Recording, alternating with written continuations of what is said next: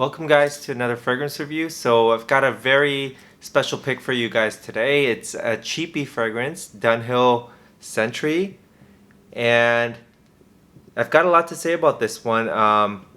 It won't be a long video, but I'll give you the highlights about this scent. So as I went to review this fragrance, I went back to see what some of the other reviewers had to say about this in the past.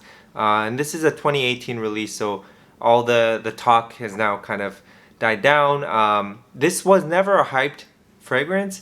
I think the reviews have been mixed, but yeah. So I look back at the reviews and I gotta agree with elements from each review, and I'll tell you my personal thoughts on it in my synopsis of this.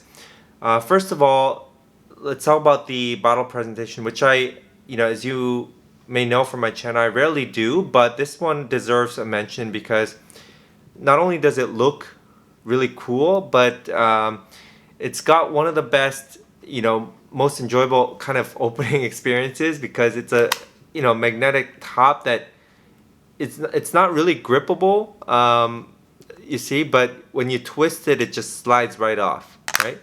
So I think that's just really cool. It just makes the experience of using this a lot better, and this is one of those few situations where it actually matters to me, and also it really fits the concept of the fragrance. Dunhill Century, I guess they were kind of going for like a more modern, maybe a little avant-garde kind of concept for the modern man, and there are some reviews saying this is a more classy scent and it kind of smells like a gentleman, but I get that, but I do think that it has this abstract quality that is kind of ageless. It doesn't really fit any one age group, so I wouldn't call this, I wouldn't say that this suits an older man at all, although it's not a very like youthful, energizing kind of scent that you might be used to, like blue fragrances. So as I said, 2018 release. Perfumer is Carlos Benaim, one of the best in my opinion, and one of the best in terms of my taste. He did the original Dunhill Icon, which most of you know. That scent, really blew me away the first time I tried it. It gets compared to Terre d'Hermes, but I think it's actually a lot better. The only issue that I had with it was that it was a little too fleeting, at least on my skin, and so I didn't end up, it didn't hang around in my collection, but this one for me performs really well, so that's not an issue there. But he did the same thing, and you can tell, like, he's the way that he blends these ingredients, it's just so good.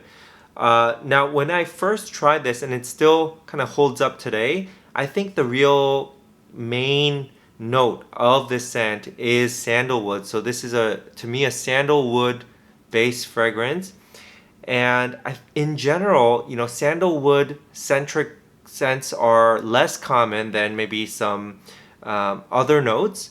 I mean, plenty of fragrances utilize sandalwood, but notes that really revolve around sandalwood are not as common, and when they are, they're not always, to me, the easiest to wear, because I think sandalwood, when fragrances accentuate sandalwood, it tends to be very thick and maybe a little stuffy at times, because of that bitter, woody smell.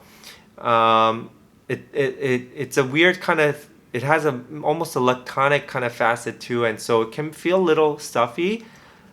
Here, this is, maybe they didn't rely as heavily on naturals, but that ended up, being kind of for the better, because this is a chemical kind of masterpiece. It tones down the parts of, instead of really toning down the sandalwood, I would say it adds a lot of other notes that really balance the sandalwood really well. And a kind of complement to the sandalwood note is this cypriol, which, honestly, I don't know what cypriol oil smells like, but it supposedly has kind of a woody vetiver-like scent. what I get from this, and perhaps it's the sandalwood, perhaps it's the cypriol or the combination, but it it has the smell of papyrus, and that's really the first thing that I thought of, and it's really interesting because there is one scent that this gets compared to, the one scent, and I can see the similarity. I initially didn't really realize until I heard other people mention it. Santal 33 by Le Labo. That, I mean, really kind of one of the classics, but I actually think this one is better and mass appealing. And for the reason that I mentioned earlier, that it's not all sandalwood. It's in fact, it kind of balances things a little bit better than Santal 33. Why? Because especially in the opening, you've got a really nice citrus and neroli. So to brighten things up. So the opening, probably 10 out of 10 people are gonna enjoy.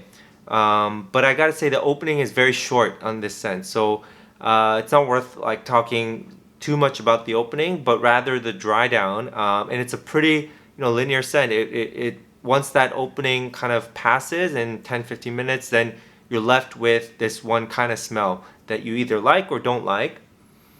Now I think, yeah, so right now it's still got that kind of tart orange neroli sort of bright opening, but then it'll begin to turn very quickly, and so you lose the citrusy elements, and you're left with this kind of abstract, kind of not so bitter, but also not sweet, kind of pencil shaving like smell, which is what I'm referring to as kind of a papyrus image, right? It's not every day that you and I, pick up some papyrus and smell it, so that's why I say image, right? It evokes this kind of paper-like scent. Very light, very, it's an easy one to wear because it's so kind of, how should I say, it's so airy, right? This papyrus kind of smell. What's also interesting is that they list in the official notes olibanum as well, cypriol, olibanum, and so that's frankincense, and I wouldn't let that kind of scare you away, but I wouldn't say that I can pick up that note. I was just kind of surprised to see it, but I can see how it's used to blend everything together, right, to make the overall scent good.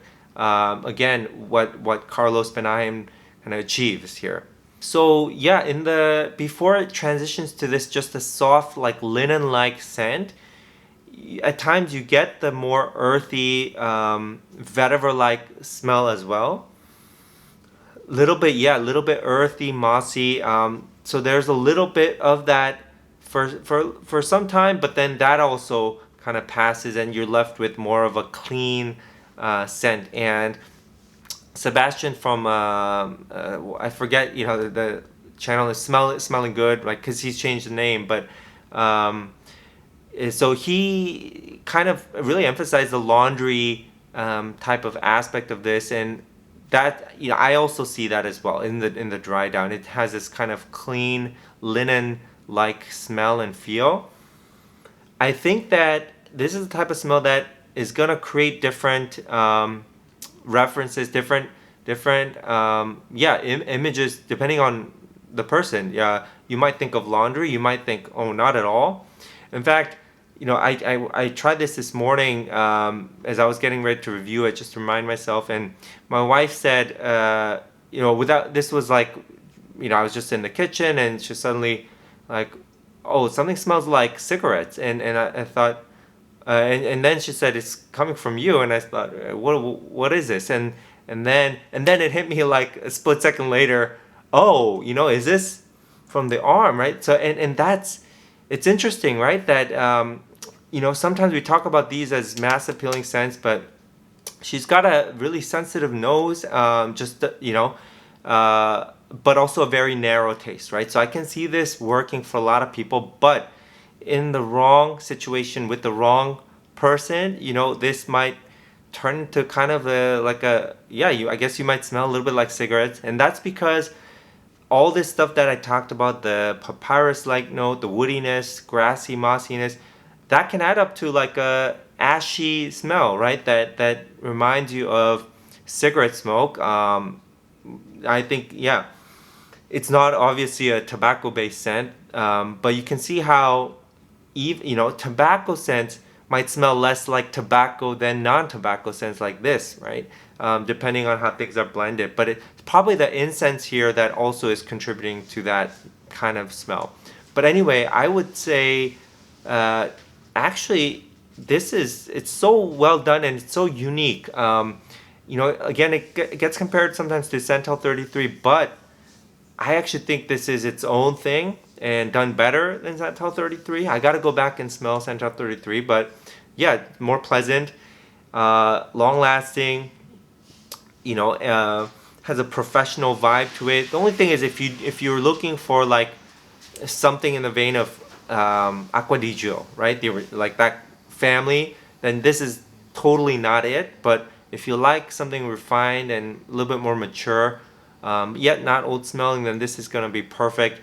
And for the longest time, it's been priced at like $30 and under, right, at discounters. And so I would put this in that kind of Hall of Fame $30 and under category.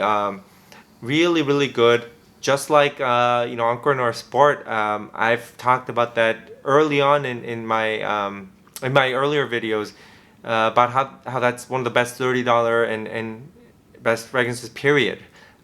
This might be up there. I think if you have for me, it doesn't get much kind of wear.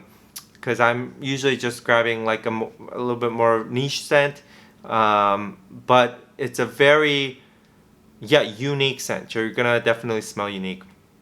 All right, let me know your thoughts on Dunhill Sentry, and I'll see you in the next review. Bye.